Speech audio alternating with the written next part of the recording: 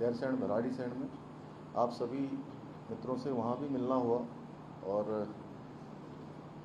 बहुत सारे विचार बिंदु भी आपस में हम सब लोगों ने साझा किए हैं।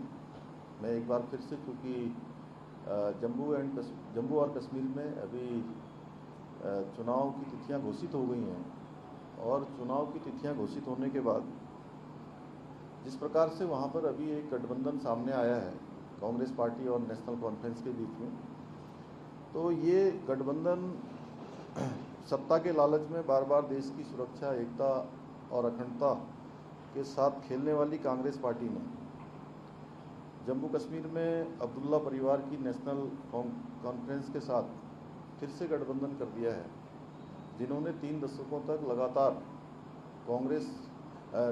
कश्मीर को 3 दशकों तक लगातार पीछे धकेलने का काम किया, आतंकवाद को, अलगाववाद को, जिहाद को लगातार पोषित करने का काम किया। और कांग्रेस पार्टी ने जो गठबंधन किया है, उस गठबंधन के बाद उनके मंसूबे सबके सामने जाहिर हो गए हैं कि वो किस प्रकार से कश्मीर को किस प्रकार से बर्बाद करने वाले लोगों के साथ आज अपना गठबंधन कर रहे हैं। तो नेशनल कॉन्फ्रेंस के घोषणा पत्र के वादों पर कांग्रेस पार्टी और राहुल गांधी जी से हमारे, चूँकि ये 10 सवाल हैं कि उनको 10 सवालों के जवाब देश की जनता को जरूर देने चाहिए कि क्या कांग्रेस नेशनल कॉन्फ्रेंस के जम्मू कश्मीर से फिर से अलग झंडे के वायदे को समर्थन करती है क्या, कि जो देश के अंदर एक निशान, एक विधान और एक प्रधान की बात होती आई है देश की आज़ादी के बाद से, जो धारा 370 समाप्त हुई है, क्या वो पुनः वहाँ फिर से धारा 370 लागू करना चाहते हैं? फिर से जो है अशांति और आतंकवाद के युग में कश्मीर को धकेलना चाहते हैं? इस निर्णय का क्या वो समर्थन करते हैं?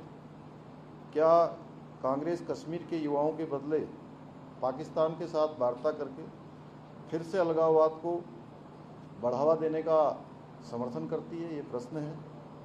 क्या कांग्रेस पार्टी, राहुल गांधी पाकिस्तान के साथ फिर से व्यापार शुरू करने के नेशनल कॉन्फ्रेंस के निर्णय से फिर से बॉर्डर पार से आतंकवाद और इकोसिस्टम का पोषण करने का भी क्या समर्थन करते हैं?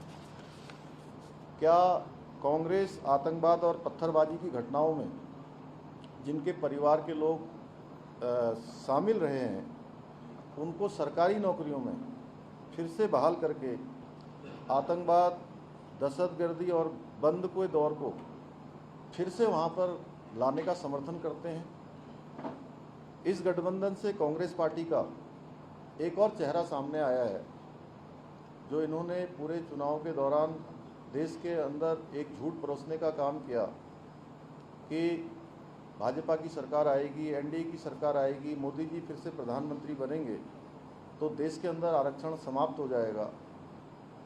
इस प्रकार का एक पूरा भरमजाल इन्होंने फैलाया, लेकिन कांग्रेस पार्टी का आरक्षण विरोधी चेहरा भी इस गठबंधन होने के बाद सामने आया है।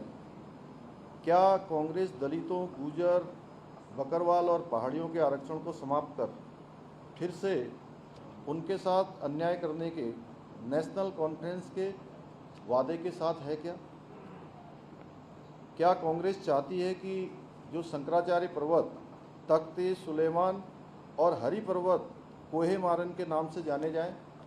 ये नेशनल कॉन्फ्रेंस का वहाँ का अपना एजेंडा है, उनका घोषणा पत्र है।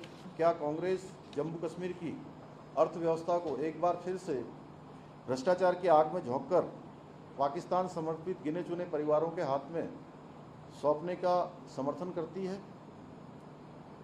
और इसके साथ ही कांग्रेस पार्टी नेशनल कॉन्फ्रेंस के जम्मू और घाटी के बीच भेदभाव की राजनीति का भी समर्थन करती है कि आपस में गठबंधन करने के बाद? और साथ ही कांग्रेस और राहुल गांधी कश्मीर को ऑटोनॉमी देने की जो नेशनल कॉन्फ्रेंस की विभाजनकारी सोच है, उन नीतियों का क्या कांग्रेस समर्थन करती है? जो चीज़ें जो है इन्होंने अपने घोषणा पत्र में कही है या जम्मू और कश्मीर के लोगों के बीच में रखी है।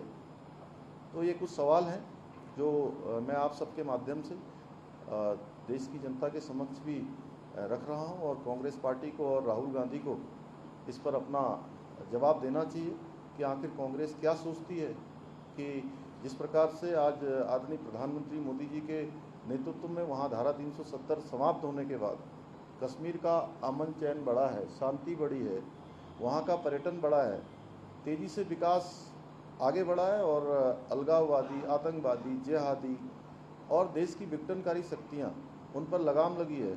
जो तमाम प्रकार के दंगे होते थे, तमाम प्रकार के हमारे सैनिकों पर, अर्धसैनिक बलों पर हमले हुआ करते थे, वो हमले मिनिमम हो गए हैं। पत्थरबाजी की घटनाएं समाप्त जैसी हो गई हैं।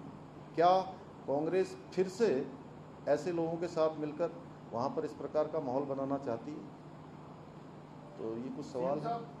विधानसभा नगर निगम संशोधन विधेयक को प्रवर समिति को सौंप चुकी है, क्या अब सरकार का निकाय चुनाव को लेकर क्या होगा? नहीं देख, अभी थलेड़ी जी ये जो प्रेस कॉन्फ्रेंस है आज की थोड़ा मैंने इन बिंदुओं पर करी है, मैं इसको आपको अलग से बता दूंगा, क्योंकि मैं नहीं चाहता कि अभी ये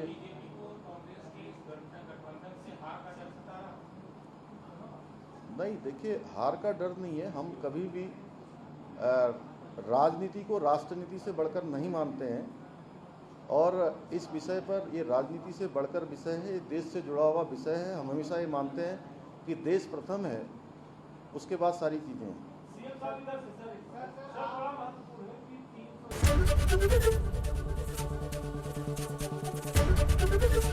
एबीपी गंगा, खबर आपकी, जुबान आपकी।